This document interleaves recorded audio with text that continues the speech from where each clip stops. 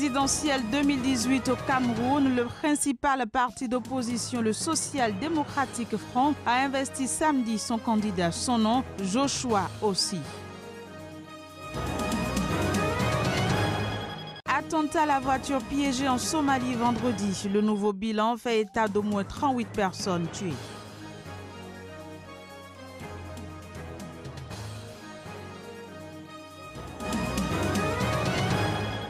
Puis culture, démarrage de la 8e édition du festival thématique de films, de documentaires et de télévision du Bénin, festival Lagune Image.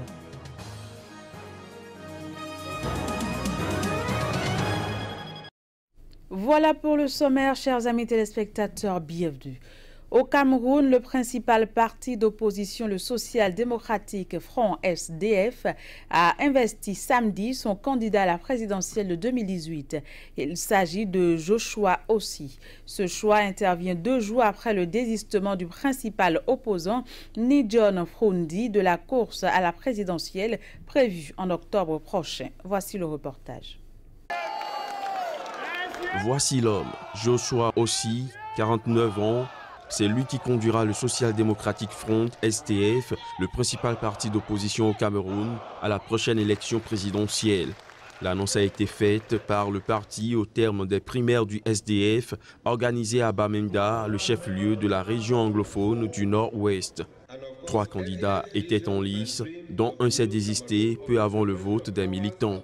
Il faut faire très attention, il faut savoir que nous allons mener la transition démocratique pour laquelle ce parti a été créé en 2018, cette année. Ça veut dire que tout le monde doit être mobilisé parce que nous allons gagner tous ensemble. Homme d'affaires originaire du sud-ouest anglophone, Joshua Ossi est député et le premier vice-président du SDF. Parfaitement bilingue alors que le pays reste divisé sur la question du Cameroun anglophone, il est connu pour ses multiples interventions dans les médias. Avec ce nouveau candidat, le parti est convaincu de ses chances de remporter présidentielle, au centre duquel s'invitera inévitablement la question de la crise anglophone. Après 28 ans d'existence, elles étaient maintenant prêts et très prêts même pour gagner les élections et s'ils gagnent, pour gérer très bien et résoudre les problèmes, surtout les problèmes anglophones. La crise anglophone sera au centre de cette campagne parce que c'est un parti du Cameroun. Pour le moment, on ne peut pas dire que les anglophones ne faisons pas au Cameroun. Jeudi, le principal opposant au président Paul Biya, Nidjon Frundi, qui a toujours été le candidat du parti, a annoncé qu'il n'allait pas être candidat à la présidentielle. Il a été reconduit à la présidence du SDF, poste qu'il occupe depuis sa création en 1990. Pendant ce temps, au Zimbabwe, la mort de Tsvangirai a déclenché une lutte de succession au sein du parti d'opposition MDC qui menace de diviser le parti au profit de la ZANU-PF. Thokozani Coupé, vice-présidente du MDC, a été huée pendant les funérailles et critiquée par des jeunes du parti ivre, selon Douglas Mouanzora, officiel du parti. Suivez plutôt. En mon nom personnel et au nom du parti, nous tenons à présenter nos excuses au vice-président Thokozani Coupé pour l'incident, l'embarras, la contrainte excessive et les inconvénients. Nous sommes en train de veiller à ce que toute personne qui fait partie de la structure du parti en tant que membre ou leader et qui a été impliquée dans cette débâcle soit entièrement responsable devant le parti et ne fasse pas partie de cette grande famille qu'est le mouvement pour le changement démocratique. Lors de l'inhumation du défunt dirigeant du MDC, Morgan Tsvangirai, le docteur Thokozani Coupé et d'autres responsables ont été agressés, menacés de mort par des sympathisants du parti. La police républicaine zimbabwéenne ne tolérera aucune forme de violence, que ce soit au sein d'une partie ou entre les partis. En Somalie, au moins 38 personnes ont été tuées vendredi dans 2 attentats à la voiture piégée qui visaient le palais présidentiel et un hôtel de la capitale Mogadiscio. Il s'agit du nouveau bilan indiqué samedi par les services de secours somaliens, faisant ainsi doubler les premiers chiffres qui faisaient état de 18 morts. Voici les images. Le premier bilan provisoire annoncé la veille et qui faisait état de 18 morts est passé désormais à 38, selon une annonce faite samedi par des responsables du service des ambulances à Mine. Les gens n'arrêtaient pas de nous appeler, mais on leur disait qu'on était déjà en train de sauver des blessés qui perdaient leur sang. On a vu au moins 38 morts dans ce double attentat à la bombe. Tout a commencé par une première explosion qui a frappé un poste de contrôle près de Villa Somalia, le siège du gouvernement, suivi par des tirs d'armes automatiques. Peu après, une autre voiture chargée d'explosifs a détonné près du Dourbine, un hôtel récemment ouvert. Selon un officier de sécurité, 5 des assaillants ont été tués par les forces de l'ordre et la situation est depuis revenue à la normale.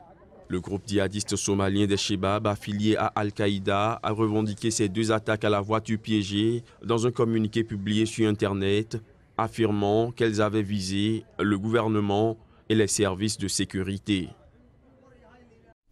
En République centrafricaine, le gouvernement du président Faustin-Archange Touadéra et la mission des Nations Unies en Centrafrique, MINUSCA, ont déployé samedi des forces de sécurité au PK5, le quartier musulman de Bangui. Objectif, ramener la paix dans ce quartier de la capitale où 3 personnes ont récemment été tuées dans des affrontements. Reportage. Le gouvernement centrafricain et la mission des Nations Unies en Centrafrique, MINUSCA, ont déployé samedi des forces de sécurité pour ramener la paix dans le quartier musulman de Bangui, le PK5.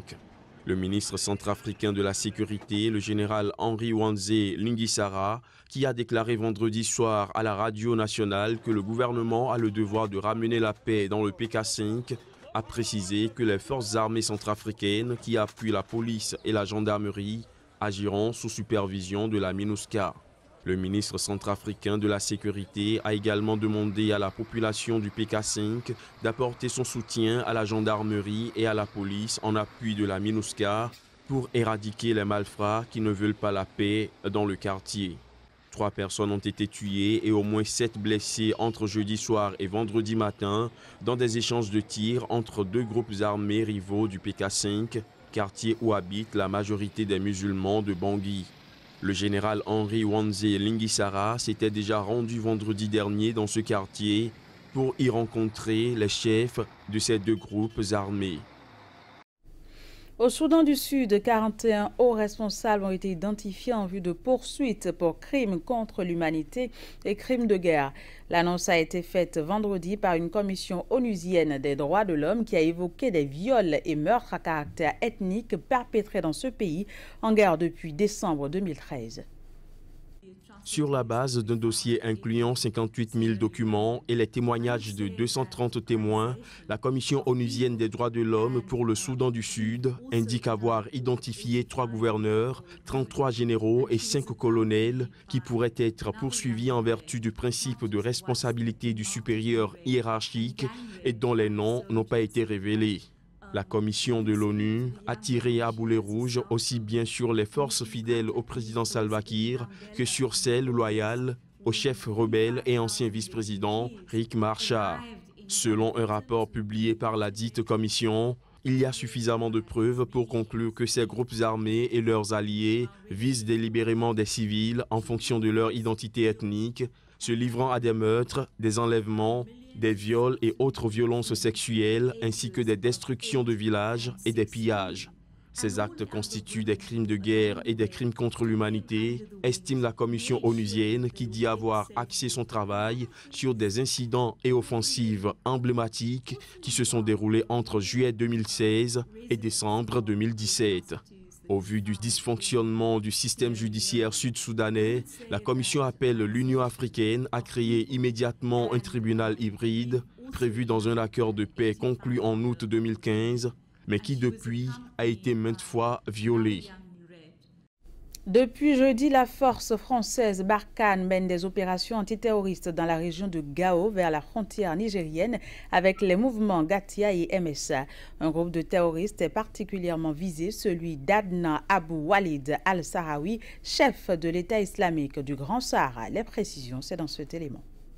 Dans le collimateur des forces opérationnelles, Adnan Abou Walid al-Sahraoui et ses hommes installés à la frontière Mali-Niger dans l'une des forêts de ce secteur. De là, ils mènent par exemple des opérations dans le territoire nigérien. De cette forêt, ils mènent également des opérations cinglantes sur le territoire malien. Adnan Abou Walid al-Sahraoui, chef de l'État islamique du Grand Sahara, aurait échappé de justesse soit à une capture, soit à une neutralisation. Bilan provisoire des opérations, au moins 2 nouvelles arrestations ce vendredi des très proches du leader. Au total, au moins 6 djihadistes ont été capturés. En outre, du matériel roulant a été saisi, ainsi qu'une quantité importante d'armes et surtout l'une des bases djihadistes détruites. Les djihadistes auraient déclaré qu'effectivement, il était avec eux peu avant le début des attaques menées par la force française Barkhane et 2 groupes armés impliqués dans le processus de paix dans le nord du Mali. De sources militaires françaises, les opérations se poursuivaient vendredi au sol et dans le ciel et se prolongera au moins ce samedi. 2 groupes armés impliqués dans le processus de paix sont également sur le terrain. Il y a le Gatia, groupe armé des Touaregs de la tribu des Imérades et alliés proches du gouvernement malien et une branche du mouvement pour le salut de l'Azawad, MSA, un mouvement désormais divisé. Puis une note culturelle pour finir, les activités du festival thématique de films, de documentaires et de télévision du Bénin, festival Lagunimage, 8e édition se déroule depuis jeudi. La cérémonie qui a consacré l'ouverture officielle s'est tenue au canal Olympia de Wologede. Voici le reportage. La 8e édition du festival de films dénommé Lagunimage, destiné à valoriser le cinéma, et la production audiovisuelle africaine a démarré ce jeudi à Cotonou au Bénin.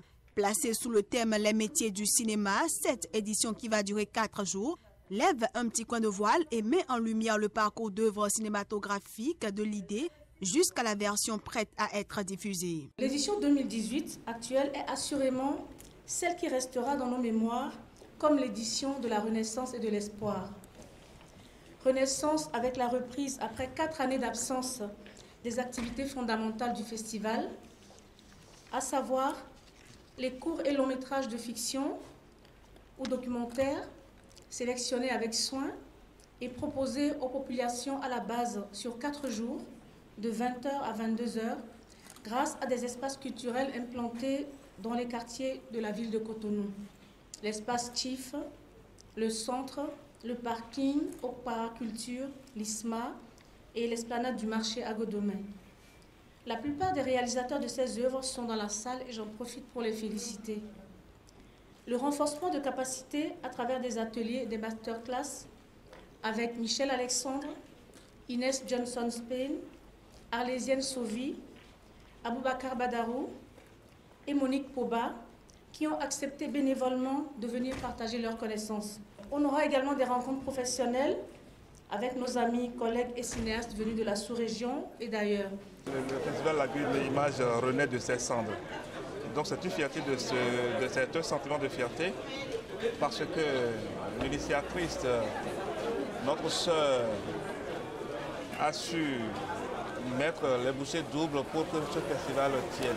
Initiée en 2000 par la réalisatrice Monique Foba, Lagunimage est une rencontre thématique de films documentaires et productions télévisuelles qui offre tous les 2 ans un creuset d'échanges et de partenariats aux acteurs du cinéma et de la télévision pour la valorisation des œuvres africaines. Et voilà, c'est sur cette note culturelle que prend fin cette édition. Merci de l'avoir suivi et très bonne sur le programme sur SICA. Très vite.